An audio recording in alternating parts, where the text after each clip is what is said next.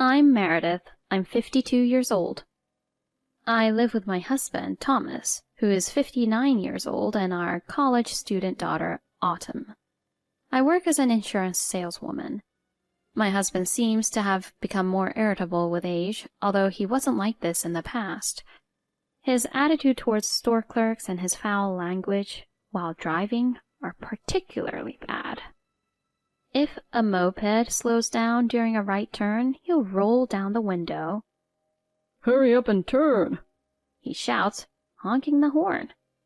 If the cashier at the supermarket forgets to include a fork with the pasta we bought, "Are you saying I should eat with my hands?" he was always in such a state yelling like that. Every time we go out, our daughter and others end up hearing my husband's shouting. "I don't want to go out with Dad anymore," she declares, starting to avoid him.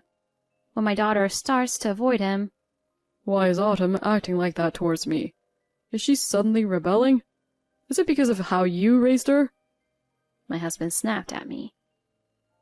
"Your daughter started avoiding you because you yell at strangers with your own selfish rules." And even though I speak for my daughter, he would reply, "Which one of us is doing the wrong thing? It's them." And that just fueled the fire. Who's in their rebellious phase? Or is it that he's experiencing the terrible twos over 50 years late? It's truly awful. Hey, do you think it's really worth getting upset with others about these things? Can't we just try to keep things chill and not ruin the vibe? I asked to the contrary. Thinking that it would ruin the vibe is just odd. That's something Autumn should fix. Indeed. But I'm starting to feel like I can't keep up anymore. It seems that his daughter avoiding him has made it less amusing for him to let things slide. The tension is now directed towards both me and my daughter. If there's no toothpaste, tissue boxes start flying, and if there's no morning shirt prepared, oranges start flying. It's just too much. Mom and I are becoming the punching bags for venting your frustrations. And then one day my daughter exploded with dissatisfaction. Slowly, a sound echoes behind my eardrums. The sound of a crumbling home. Even though Mom comes home tired from work, just because there's no toothpaste, you get so angry and even throw things at me.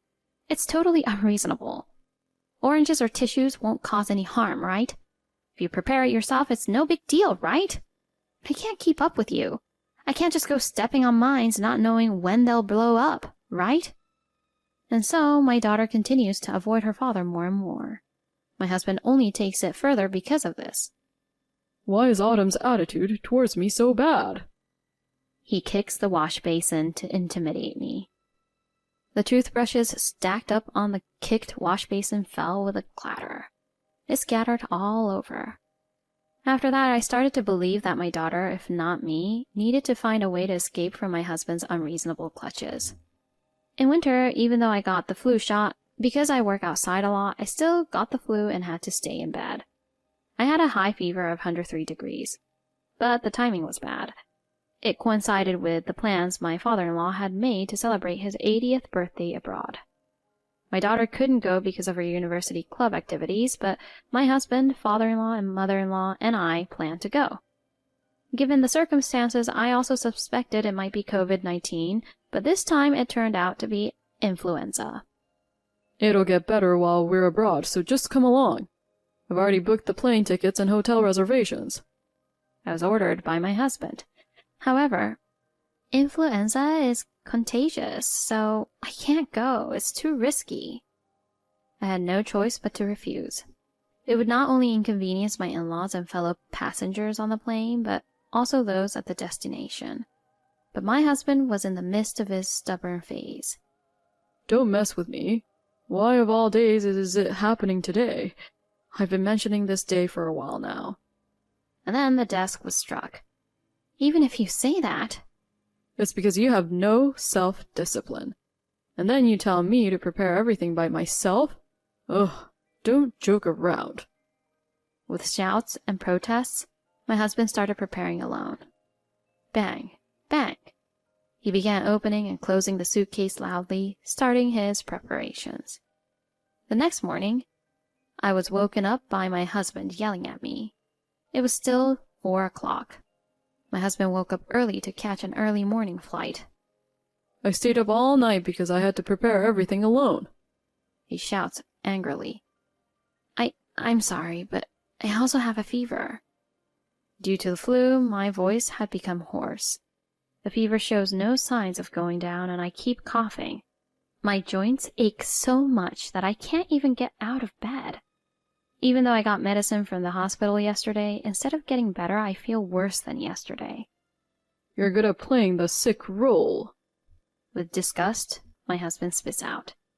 It's true, I really have a fever, I say in a hoarse voice. Then, in the kitchen, my husband turns the tap on full blast. There's a rushing sound. He fills the bucket with water in one go, and then, If you have a fever, you should wake up. Splash. He splashes cold water on me, who's lying in bed under the covers. Huh? I can't respond in the heat of the moment. Drip by drip, water dripped down from my hair, pajamas, and the bedding, falling onto the floor. Puddles formed on the floor, and the drops of water made splashing sounds as they fell into the puddles. The area was soaked to that extent, and the mattress, soaked with plenty of water, made unpleasant sounds, squish, squish, as it absorbed the water. Cool your head off with it. My husband chuckled at my remark and then picked up his suitcase. Make sure everything's clean by the time I get back. That goes for both the house and your head. Let this cool you down and reflect. With a laugh, my husband left the door open and went out. The commotion woke up our daughter. What? Mom! Seeing the soaked floor, bedding, and me, she rushed over in shock. What's going on? She brought a towel and started wiping the floor and me. Between the fever, coldness, and shock from the water, my body trembled and my teeth chattered.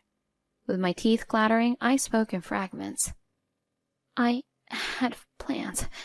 I told you about this day. To cool down the fever. To clean the house and my head before you return. How terrible! My daughter wrapped me in a towel, but even as she did, tears filled her eyes and her hands trembled. Wrapped in that towel, I thought to myself, this trip was supposed to be a pre-retirement vacation for my husband. Once my husband retired, I thought we'd eventually do what we had planned. Let's just do it now. The timing just got a bit accelerated. That's all. So I'm supposed to clean up before you come back, huh? Got it. I muttered. 3 weeks later, my husband returned. And right on time, when he was expected to arrive home, the phone rang. Since I had a hunch, I answered it. Hey, where are you right now? The volume on the phone was so loud that I wanted to move it away. I answered quietly nevertheless, in contrast to his tone. I'm at my parents' place with Autumn. Why are you so calm? He responded aggressively to that tone as well. And then, Why is this happening? His voice sounded like he was foaming at the mouth in frustration. Losing words is exactly what happens in moments like this. After all of this, there was no continuation. I was told to make it clean. Instead of words my husband couldn't muster, I responded with my voice. You didn't say to make it this clean, did you? Well, I suppose I should have. But isn't it incredibly clean? I've cleared it completely. In front of my husband's eyes, where our house used to stand, there should be nothing but flat ground. Where's our house? My husband seemed breathless, sometimes at a loss for words, sometimes speaking rapidly, quite flustered. But while given that this was a sight and action that rarely happens in a lifetime, it's only natural for him to react this way. I explained to him. However, I didn't expect it to calm him down or make him understand. Originally, it was my parents' land, and I bought it under my name, right? Didn't you say that when you built the house there, you said, it's your parents' land, so the house is in your name? So I made the decision myself. It's going to be a parking lot now. So, you think that's how it's gonna be? Before he could say, are you going through with this? Well, Autumn and I are at my parents' house, so let's talk there. I told him a few words and hung up the phone. My husband came in, dragging his suitcase. Since there was nowhere to put the luggage, he naturally just brought it along. The situation being what it was, my in-laws also arrived with him. Thanks to them, our living room was packed with my daughter, my parents, my in-laws, my husband, and 3 suitcases. As soon as he arrived home, my husband didn't even bother to greet my parents. Jeez, I come back from Italy exhausted, and now this? Is this how it's gonna be? Is this meant as some sort of retaliation? But seriously, this is going too far. He started to clamor and rant and rave about it. And then... Eat this. He threw what was probably meant to be a souvenir cheese. You saw everything, didn't you? I asked my in-laws, who had witnessed the entire affair. My husband himself doesn't seem to realize how inappropriate his actions are. It's become too commonplace. We've seen it all. My in-laws had no choice but to answer. But my oblivious husband continued his barrage of accusations. Huh? What are you talking about? What did you see? Truly despicable. I'll show you. What you just did, it's a seriously hurtful act, you know. Huh? What do you mean? What act are you talking about? Besides, what does that matter? We're family after all. Even within a family, there are good and bad things you can do. Saying eat this to anyone, that's not okay, right? I mean, even if it's not family, you've done it to other people before, haven't you? My daughter said. And turning to my parents-in-law, she continued, Grandma and Grandpa, help. With these words, she played an audio clip on her phone. My in-laws listened to the audio clip. By the time they finished listening, their expression had changed to one of, we have to help our grandchild. The audio clip began with the voice of my husband saying, Why isn't there any toothpaste? Followed by the sound of something flying. Ouch! My scream could be heard. Stop whining over a tissue box. I'm busy in the morning. How could you run out of toothpaste? And it ended there. My daughter tapped on another audio clip. Then, There's no clean shirt here. With my husband's angry voice, there was also a sound of things being moved. You wouldn't get a bruise from something like an orange. Do you expect me to go get my shirt from the dresser in the morning? At such a busy time? And then my daughter switched the screen of her phone from audio to image and showed a single photo. This is from the morning of the trip. There in the photo was me soaked, the floor flooded, and the overturned bucket. Oh. By the time they heard the audio and saw the photo, my in-laws were already speechless. Meredith, it was the flu, right? You had a high fever. At such a time? This child. My mother-in-law's voice trembled. While looking at this photo, I explained the situation to my in-laws. This was the morning when my fever wouldn't go down. Thomas said, I'll cool your fever down. He poured a bucket full of cold water over me. What? No. I can't believe... At this point, my in-laws could only let out screams. Amidst that, there was another voice of surprise, but for a different reason. It was my husband. What? No. Apparently, he hadn't thought he was being recorded as evidence. My daughter, trembling with fear, spoke up. I was scared. So scared that something like this would happen. I started recording. She tightly gripped her phone, her voice trembling. We're sorry that it came to this, that we didn't notice, couldn't do anything. My mother-in-law tried to comfort my daughter, looking flustered. I continued with my explanation. So, my daughter, due to the escalating nature of my husband's daily actions, started avoiding him, and him getting angry about that avoidance itself. I was considering divorce upon my husband's retirement. Huh? My husband's expression was like that of a deer caught in headlights. Divorce? It seemed like he hadn't even considered it. My husband, now in a state of panic, seemed to have lost his earlier bravado and was clinging on to me, wondering where it had all gone. Well, I didn't mean it like that at all. And besides, if things I've said or done have been tough on you all, why didn't you say something about it sooner? He starts to say. Say something about what? I've told you countless times. Every time I've said it's not something worth getting angry about and it just ruins the mood. But even then, you didn't stop, I said, deciding to quietly let out all the patience I've had until now. But despite this, my husband persists. If you had said it more sternly. I sighed. I think everyone is like that. When the victim explodes, the perpetrator often doesn't realize they're causing harm. This time is no exception. I decided to use this opportunity to talk to my parents and in-laws about everything he's done to others, including getting angry at other drivers during car rides and at the cashier in supermarkets. As for my husband, Did I really say such things? I don't think I did. but each time, I was there, I heard it, my daughter would say. It seemed like, for some reason, shouting made things clear for him. Even if he remembered or not, it seemed like he thought he only said a few words. As I listened to these various exchanges, I couldn't help but think. You often see people shouting at the supermarket, but I wonder if after they've done it, they forget what they said. So even then, just all these little things that I don't even remember.